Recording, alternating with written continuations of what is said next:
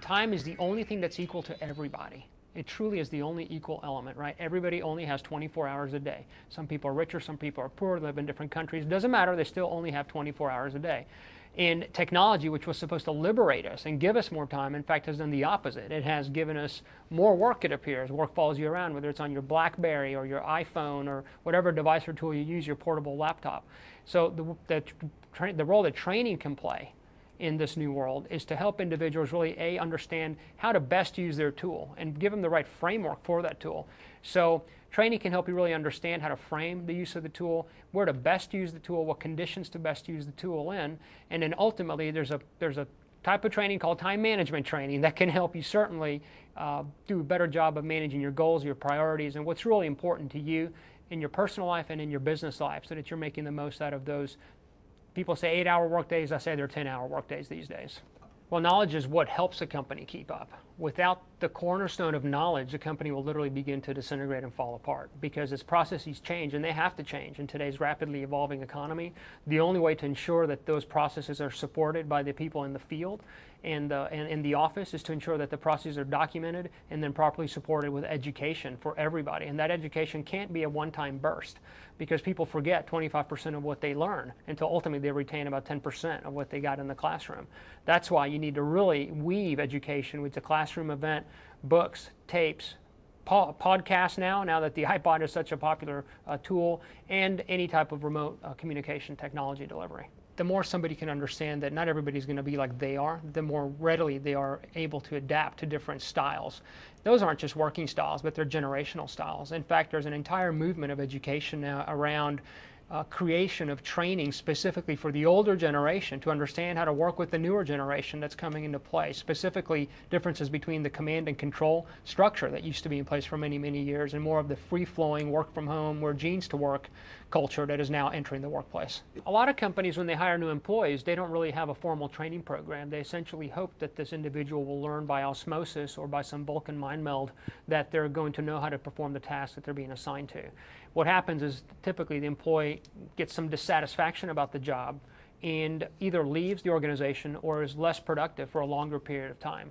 So if you do invest in the education of that individual, you'll find that you'll have a much shorter productivity cycle, right? So they're going to be productive much faster, and the employee satisfaction is going to increase because, again, they'll know what they're supposed to do, when they're supposed to do it, and for whom they're supposed to do it. I mean, I can think of some examples of individuals that went to work for a company, had 9 bosses in 10 months, never really had a job, never knew what they were supposed to do. Ultimately, they left. What happened there? The company spent $100,000 or so on that individual, never got any productivity out of it, and the money was just gone. So why even do it? Why even hire the people in that scenario? Corporate training programs can help mitigate risk essentially by taking knowledge that can be concentrated in any one place and spreading it across a broader population of individuals, all of whom can benefit from that knowledge. And that gets you out of the run over by the beer truck syndrome, so that the knowledge isn't concentrated in any one place. It could literally vanish if that employee decides to leave, is terminated, passes away, what have you. Having to put a training program in place creates an impending event that forces you to reverse engineer the types of skills and education that somebody's going to have. So you put a stake in the ground when you roll out a new process and you tell people, we're going to train you all on March 15th. Well, what's going to happen between now and March 15th is people are going to have to get together. They're going to have to figure out what those skills are, when they should be delivered, how they should be delivered, all of it culminating to the series of events that will begin on March 15th.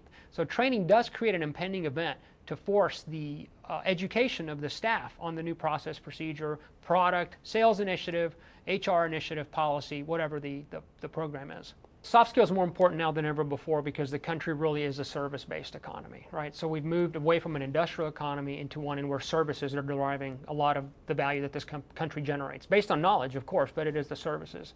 And services are typically delivered by people, not necessarily performing a technical task or a technical function, which means it's people interacting with other people.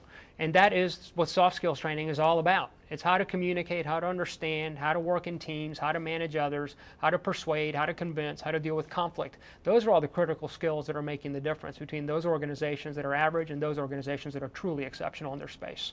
Maybe the 3 mistakes that I see most often in the implementation of a training program is not really understanding what the audience needs are. Somebody makes an assumption that their need is X when their need may very well be Y, because they're not looking at the root cause behind the symptom that they're experiencing. The second is that they're seeing training more as an event instead of a process. So they'll focus on putting a training event in place instead of creating an ongoing educational process. And the third is really not including any kind of mentoring or coaching with the training itself.